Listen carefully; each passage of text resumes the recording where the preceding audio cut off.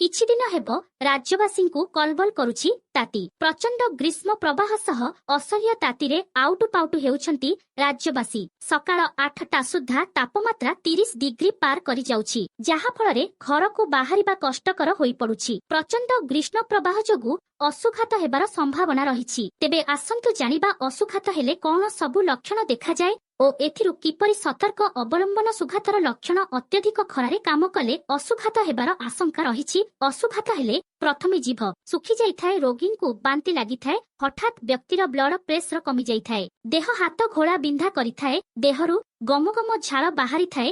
ଏହି ସବୁ ଲକ୍ଷଣ ଦେଖାଗଲେ ତୁରନ୍ତ ମେଡିକାଲ ଯାଇ ଡାକ୍ତରଙ୍କ ପରାମର୍ଶ ନିଅନ୍ତୁ। କିପରି ସତର୍କତା ଅବଲମ୍ବନ କରିବେ? ଟାଣ ଖରାରେ ଘରୁ ବାହାରକୁ ବାହାରନ୍ତୁ ନାହିଁ। ଏଲ୍ ହାଲୁକା ଫିକା ଢିଲା ସୂତା ଲୁଗା ପିନ୍ଧନ୍ତୁ।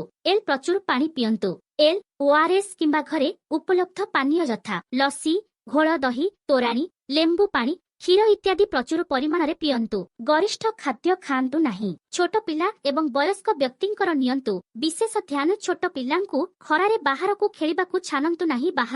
ବାହାରକୁ ସେମାନଙ୍କୁ ନେଇକି ଗଲେ ଫୁଲ୍ ପୋଷାକ, ମୁଣ୍ଡରେ ଟୋପି ପିନ୍ଧାନ୍ତୁ। ସବୁବେଳେ ପିଲାଙ୍କୁ ପାଣି ପିଇବାକୁ ଦିଅନ୍ତୁ। ପେଟକୁ କେବେ ଖାଲି ରଖିବାକୁ ଦିଅନ୍ତୁ ନାହିଁ। ବୟସ୍କ ବ୍ୟକ୍ତି ଖରାବେଳେ ଘରୁ ବାହାରନ୍ତୁ ନାହିଁ। ଅତି ଆବଶ୍ୟକ ପଡ଼ିଲେ ବାହାରକୁ ଗଲେ ମୁଣ୍ଡରେ ଓଦା କପଡ଼ା, ଛତା ଏବଂ ପାଦରେ ଜୋତା ପିନ୍ଧନ୍ତୁ। ଦର୍ଶକ ବନ୍ଧୁ, ଏମିତି ଲାଟେଷ୍ଟ ନ୍ୟୁଜ ଜାଣିବା ପାଇଁ ଏହି ଚ୍ୟାନେଲକୁ ସବସ୍କ୍ରାଇବ କରି ଲାଇକ୍ ଏବଂ ସେୟାର କରିବେ। ନମସ୍କାର।